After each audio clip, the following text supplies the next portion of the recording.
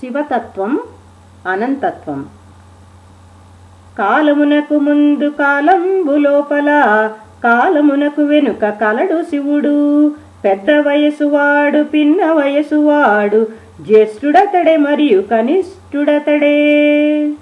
రుద్రంలో జ్యేష్ఠాయ చ కనిష్ఠాయ చ నమః, పూర్వజాయ చ అపరజాయ చ రుద్రం.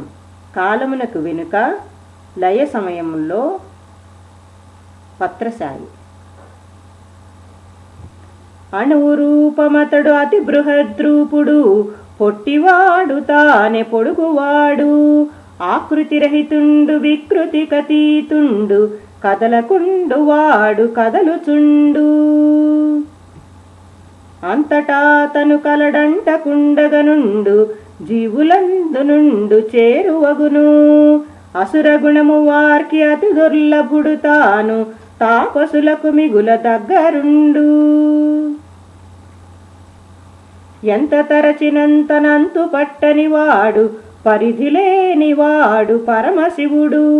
మదిని మనము శివుని మందిరమునరింప, దేహమగును పుణ్యవాహనముగా. ఈ పద్యాల పూర్తి భావం మా తండ్రి గారైన శ్రీ ముళ్ళపూడి శంకరనారాయణ గారు రచించిన శివస్తుతి శతపద్యమాలిక పుస్తకంలో కలదు.